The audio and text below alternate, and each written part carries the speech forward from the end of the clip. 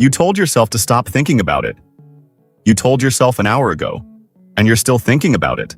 Not because you're weak, not because something is wrong with you, but because your brain has a broken switch, and nobody ever told you that switch exists. Today I'm going to show you exactly where that switch is, why it got stuck, and the only way to actually turn it off. Every video about overthinking tells you the same thing. Think positive, breathe deeply, stay present, and none of it works. You already know this. Here's why those solutions fail. They're solving the wrong problem. Overthinking is not a thinking problem, it's a switching problem. Let me explain. Your brain has three major networks running at all times. The first is called the default mode network. This is your brain's background program. It runs automatically whenever you're not focused on something external. This is the network that generates overthinking, replaying conversations, imagining worst cases, spinning in circles. The second is called the salience network. This is your brain's switch. Its job is to notice when the default mode network is causing problems and shut it off by redirecting your attention elsewhere. The third is the frontoparietal control network. This is your brain's executive, the focused, action-taking part. In a healthy brain, these three work together perfectly. Default mode starts running. Salience network notices, switches it off. Control network takes over. But in an overthinking brain, the salience network loses its flexibility. It can't switch fast enough, or it doesn't switch at all. So, the default mode network just keeps running. Loop after loop after loop. You're not thinking too much. Your brain's switching system is stuck, and now, for the first time, you know exactly what's broken. So why does the switch get stuck? 3 reasons, and all 3 will surprise you. Reason 1. Your brain mistakes thinking for safety. When you're anxious about something, your brain interprets that anxiety as a threat signal. And when there's a threat, your brain wants to solve it. So it thinks, and thinks, and thinks. It believes that if it just thinks long enough, it will find the answer that makes the anxiety go away. But anxiety isn't a problem with an answer. It's a feeling in your body. And no amount of thinking fixes a feeling.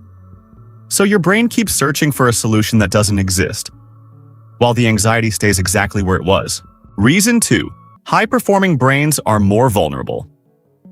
Here's something that will surprise you. Research shows that people with highly active, intelligent brains have especially well-trained default mode networks. This means the more capable your brain is, the more it overthinks. Overthinkers are not broken people. They're often the most intelligent people in the room, whose brains never learn to switch off. Reason 3. The loop feels like progress. The cruelest trick your brain plays is making overthinking feel productive. While you're replaying that conversation, your brain feels like it's doing important work. Analyzing, processing, preparing. But studies show the opposite is true. Chronic overthinking reduces clarity. It increases mental fatigue, and it makes decisions harder, not easier. The loop isn't solving anything. It's your brain running in circles, convinced it's moving forward. Let me show you exactly where this shows up. Example 1. The 3 a.m. conversation. It's 3 in the morning.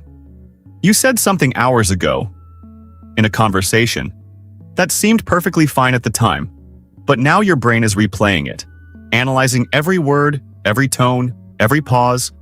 Did I offend them? Was that rude? What did they think? You're not overthinking because you did something wrong.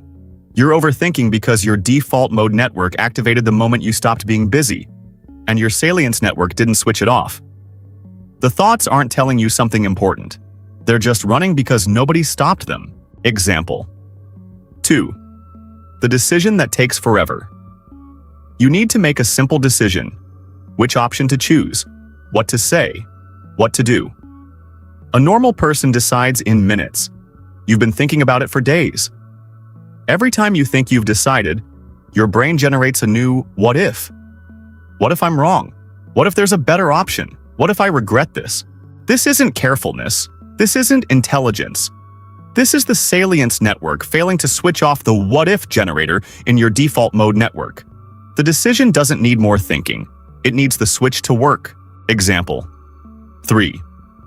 The conversation. You rehearse. Before an important conversation, you rehearse it in your head. What you'll say, what they'll say, what you'll say back. Scenario after scenario after scenario. By the time the actual conversation happens, you're exhausted before it even starts. And the conversation never goes the way you rehearsed anyway.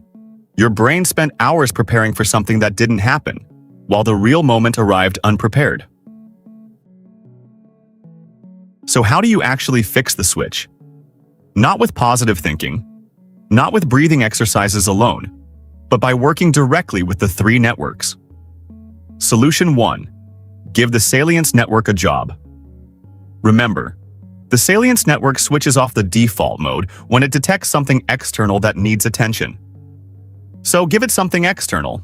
Not your phone, not social media. These just activate more default mode. Something physical, something sensory, something real. Cold water on your hands, a specific smell, a textured object, physical exercise. Any task that requires genuine focus. The moment your salience network detects a real external stimulus, it starts doing its job again. And the overthinking loop breaks, not from willpower, but from giving your brain something to switch to. Solution 2. Name the loop. Out loud research shows that labeling a mental process reduces its intensity significantly. When you notice overthinking, say out loud, "My default mode network is running. My salience network isn't switching." This sounds strange, but it works for a precise reason. The act of labeling activates your frontoparietal control network, your brain's executive. And when the executive activates, it can override the loop. You're not suppressing the thought. You're engaging a different brain system to break the cycle. Solution 3. The scheduled worry. Window. Your brain overthinks because it's afraid of missing something important. Give it a time. Tell your brain, "You can think about this at 6 p.m. for 20 minutes. Not now." At 6 p.m., when an overthinking thought arrives, write it down and tell your brain, 6 p.m. Studies show this technique reduces overthinking throughout the day because the brain no longer needs to keep the thought active. It trusts that the thought is saved and will be addressed. You're not avoiding the problem, you're scheduling it. And your brain's salience network can finally switch off because nothing is being lost. So here's the truth about overthinking. You were never weak. You were never broken. You were never thinking too much. Your brain's switching system got stuck. And nobody told you that system existed. Now you know, the loop isn't you. It's a network that lost its flexibility. And networks, unlike personalities, can be retrained. Every time you give your salience network something real to switch to, you're making that switch a little more flexible, a little more responsive, a little more yours.